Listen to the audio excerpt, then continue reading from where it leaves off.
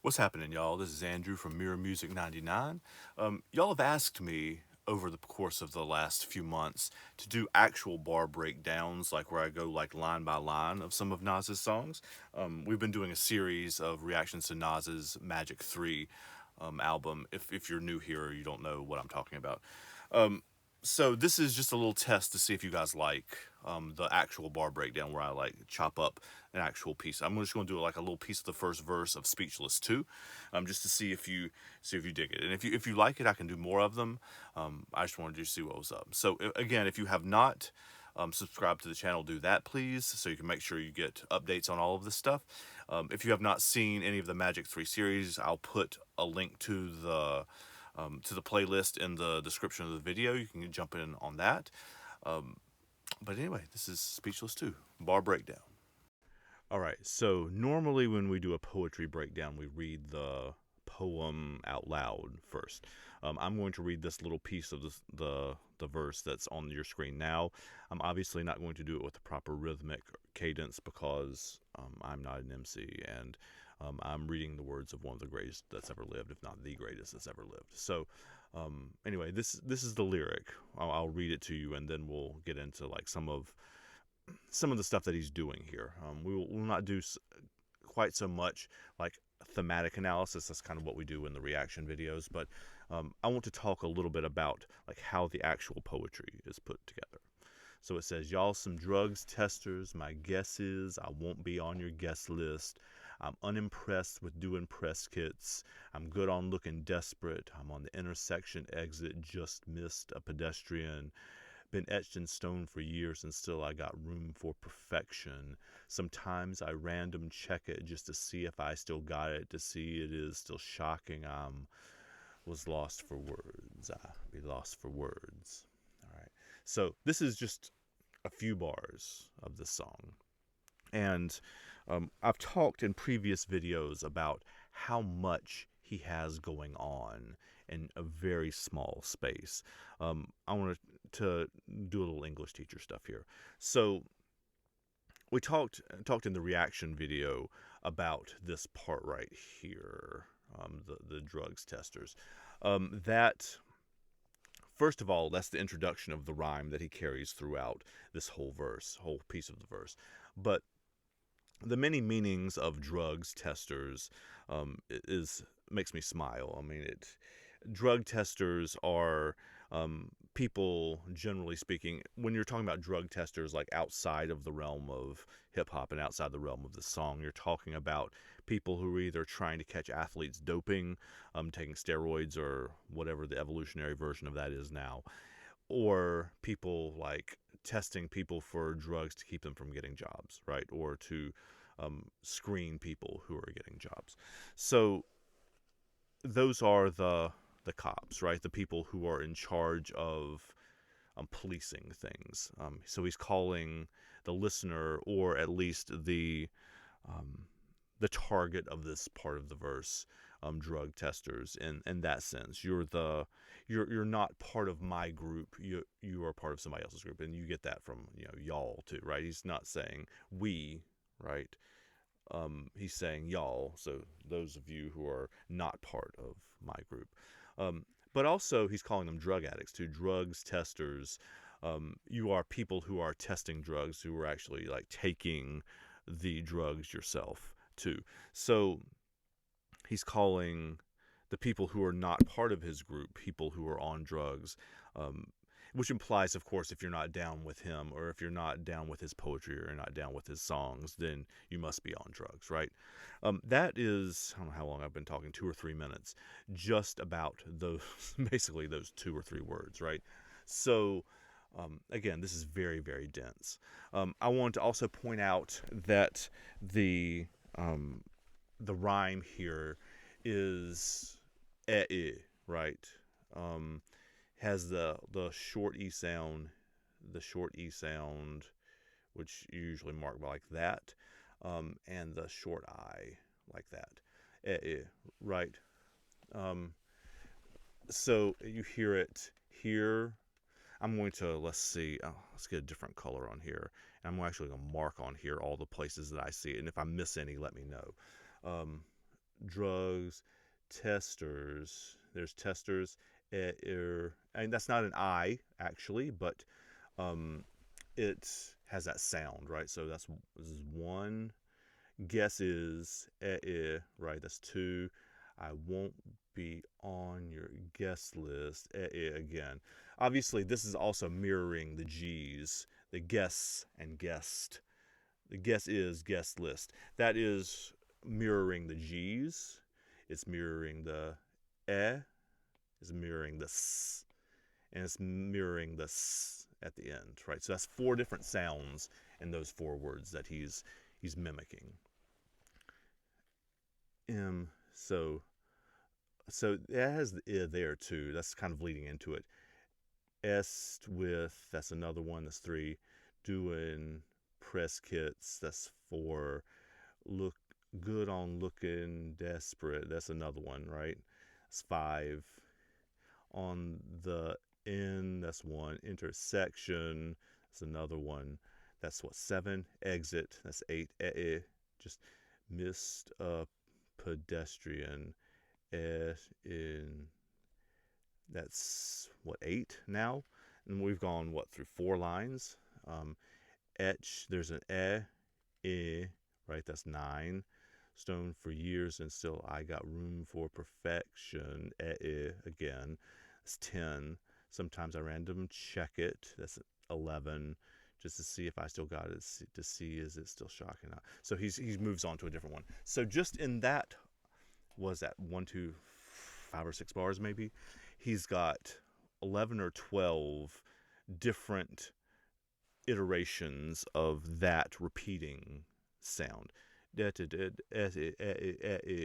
So if you're thinking about, I mean, I'm not an MC, but I am a poet. So if you're thinking about how to like weave lines together and get your parallel structure in there, get your structure so the sounds are mirroring each other in line after line after line after line. We can do this in Wayne's verse on, what song was he on? Never Die, right? Is that the name of? Isn't that the name of it?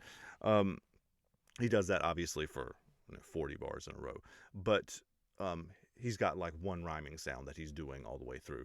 This is taking 2 or 3. When we talk about rhyming sounds, usually we're talking about vowel sounds, which is the eh. Why am I on an eraser? Which is on the eh and the I, right? That is the eh, right?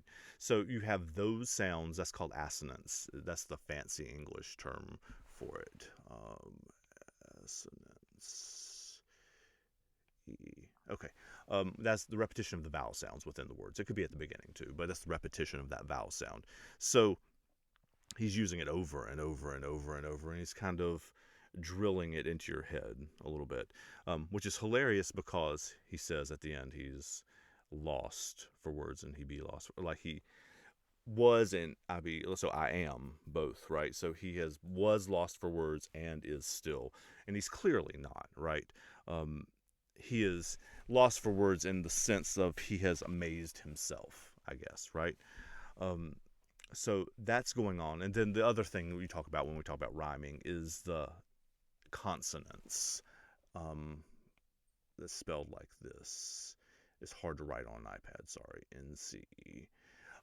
Which is the ending or central consonant sound. Where you talk about alliteration, that's the Peter Piper pick to peck, like the consonant sounds at the beginning of words. Consonants is in the middle or end of words. So you usually have to have both of those to call things rhymes. And the way that he interlocks these words is not just with cat, sat, fat, bat, rat, because that has those rhyme, the a and the t, right? That's assonance and consonants, the a and t. But he's doing it. He's rhyming with. He's mirroring other sounds in these words too, not just the final sounds. He has the G here. Let me get you a different color on here.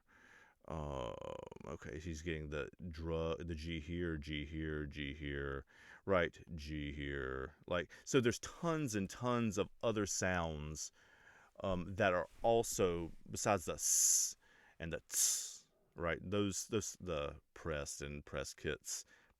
I mean, so I'm not going through and circling all the s and the ts sounds in there, but there are a bunch of them. You can go back and do that for yourself. But um, there's a bunch of them in there. Also, a fun fact: if we're just talking about the sound, the actual physical sound coming out of his mouth, the ts is sounds like a cymbal, dude. Right? It has that kind of feel to it as well. All right, so I want to teach you also one more like poetic term, right? And that is this, a trochee. That is a word that is about the rhythm of language. It's a word that means literally that the accented syllable comes before the unaccented syllable. You write that like a slash and a U. You may recognize from back in the day in your own personal educational experience. Those are what's called scansion marks, where you write the U over a line of poetry when a syllable is unaccented and a slash when it is accented. You're also probably familiar from studying Shakespeare back in school, or if you're in school now studying Shakespeare, the phrase iambic pentameter, which is generally the the description of how natural speech flows, da da da da da da da da da da in English. So an iamb, like this part of the word, I-A-M-B, you would scan like that. But iamb means the opposite of trochee. So one of them has the accented syllable first, one of them has the accented syllable second. I hope that makes sense. And pentameter, obviously, whoa, don't do that. Means 5 meter. So there's 5 of those in one line. That's the short version, but that's not really germane to there. But they're all words that are used to describe like how lines of poetry are, how the rhythm is going. So again, iambic, da da da da da da da da da da, is the common rhythm of English speech.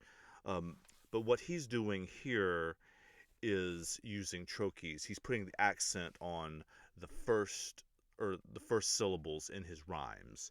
So most rhyme words have the accent on the last syllable, da da, on the accent on the last syllable, which is you're drawing attention to the rhyme that way more because all of the sounds that you want the listener to pay attention to in most poems are the last syllable, right? Cat, hat, fat, bat, sat, at, right? You're paying attention to those.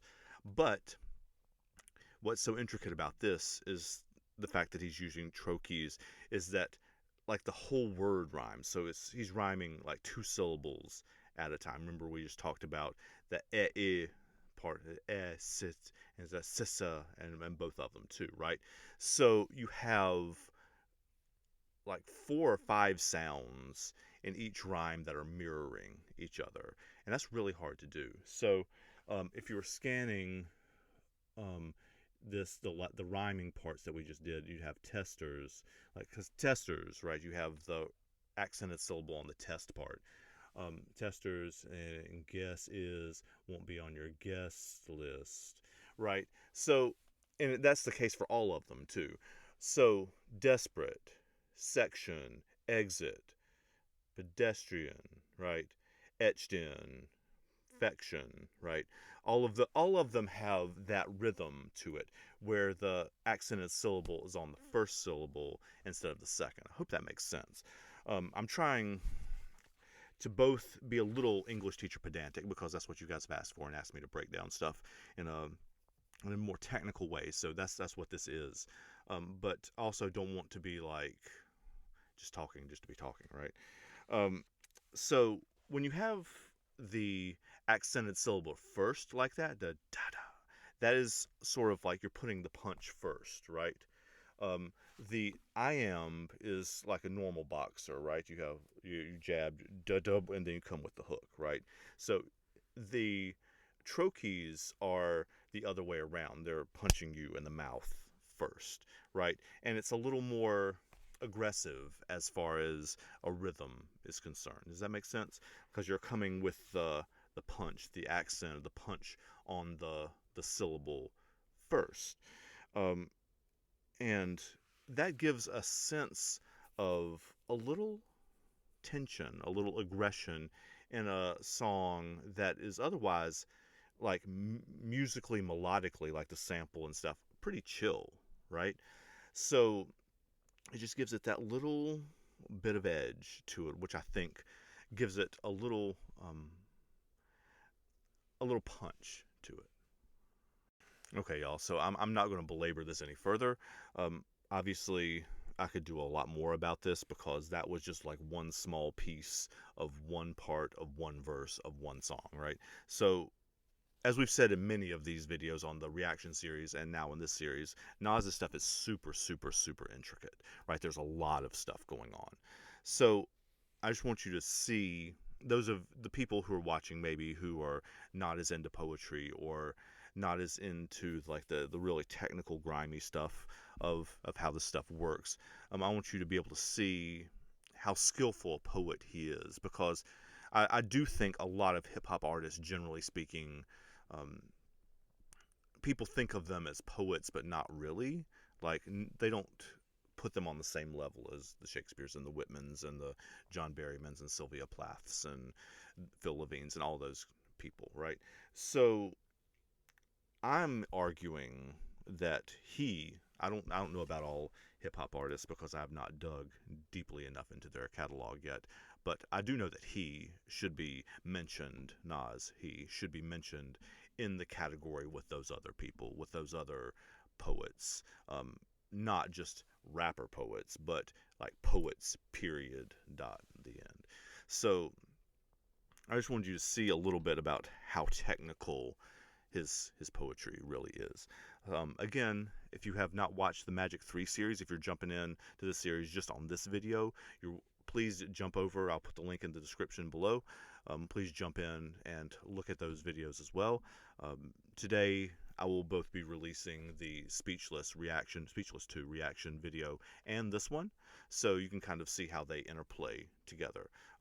So watch them both. Like, share, subscribe, and I'll see y'all next time. Take care, y'all.